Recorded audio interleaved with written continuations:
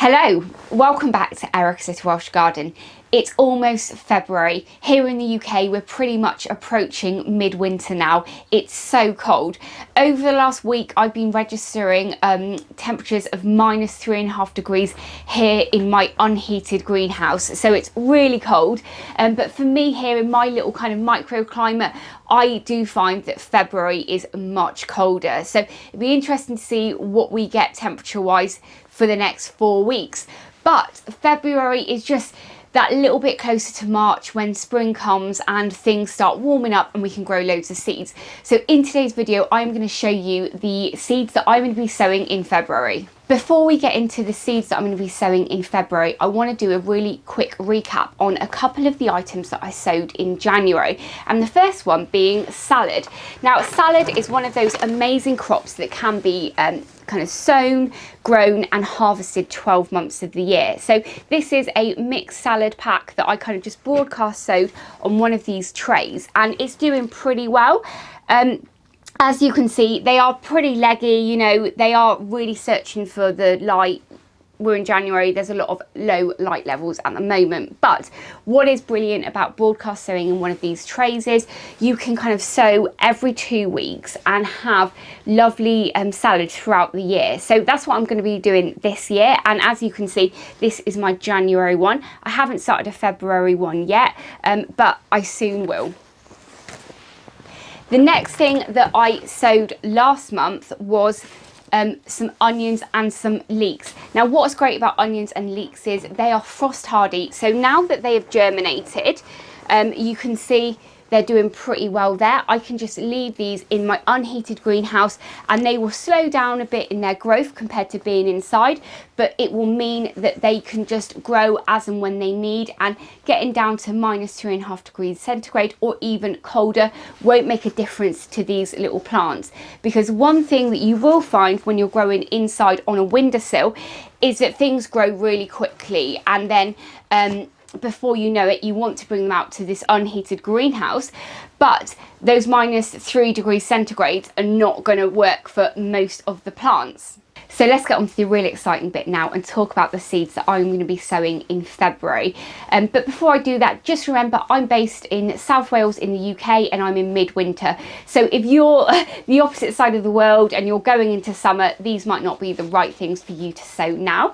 Also, I will put a link to all of these items down below in the description, just in case you want to learn a little bit more about them or you want to buy them. So the first thing that I'm going to talk about is radish. Radish is such an easy item to grow. You can grow it for your salads, you can grow it for its leaves, and you can also grow it to save for seeds and cook with the little seed pods as well. But I'll just be growing these as a quick crop to go alongside the salad, or maybe to go with cooking. But it's also really good grated as well. Some people aren't so keen on this, but I really love radish, and this is a really good thing if you're growing with young children, that you can get them to sow as well, because they are so quick to germinate and grow, and you can usually be harvesting them probably not this early, but after around about 4 to 5 weeks after sowing, but now it's probably something like 6 weeks.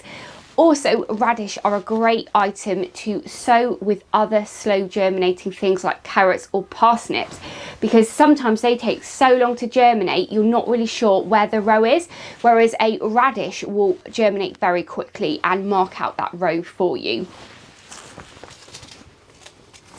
The next thing I'm going to be sowing is carrots. Now, I'm going to be sowing these under glass, but in February here in the UK you can actually start sowing them outside, but it's a really good idea that you warm up the ground first, maybe with like some fleece or some cloches or something like that. But this one is Amsterdam Forcing 3. It's a really good early variety, but I'm going to be sowing that in my raised bed down here in the greenhouse, and I'm also going to be covering it with some Enviromesh to help keep it a little bit warmer and germinate quicker. Then we've got some kale. This can be pretty much sown throughout the year really, but I really love kale. It's a great item to have. It's perfect to grow in really low light levels. It's one of those things that many people have like that hungry gap throughout the winter. You'd be harvesting it now, and I've got quite a few kale plants down at the allotment which have done really well, so I just want to make sure I'm on top of this throughout the year really. With kale, you generally have it kind of steamed or cooked or something, you know, in the kitchen, but some of the young leaves you can also have in a salad. It's a little bit more kind of chewy than the other stuff, but it's well worth having if you're looking for a mixed salad, and it's definitely good for those vitamins as well. Then the next thing that I'm going to be sowing is cauliflower. Now this can be pretty much sown through like, you know, February, March, April, May time, and then you'll be getting the kind of February time, the February time sowing would be generally about a June harvest. I'll tell you a little secret, I've never actually successfully grown cauliflower before, but in our family it is a firm favourite, and I would really love to be able to kind of provide an organic version for my family. It's one of those things, it's quite cheap in the supermarket, but in the supermarket I just don't really know how they manage to get these massive ones throughout the year that look really white and stuff, so I am a little bit, you know, dubious about the amount of chemicals that are sprayed on those. So I really want to master that this year. What is really good about growing things like cauliflowers and that kale is that if they do grow really leggy at this time of year, when you actually bury them out, they get pretty hardy and the seedlings are quite strong. So you can bury them really deep and push them into the soil, and they should do pretty well. So that's one of those items that you can get away with sowing really early, and actually they thrive really well from it.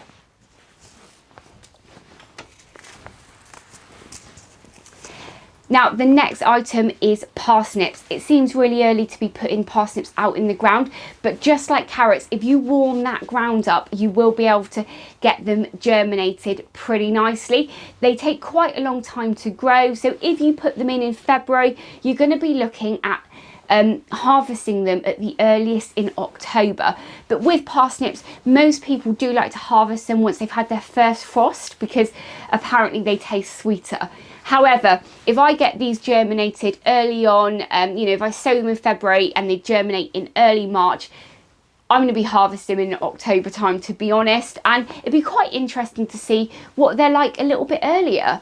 I imagine it'd be like a young carrot. They'd be, you know, quite small. But this again is one of those things that I have tried to sow and grow so many times, but I've not actually been successful.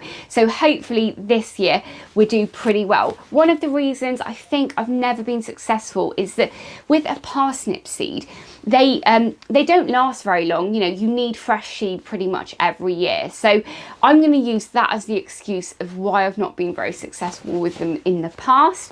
But fingers crossed they do okay this year.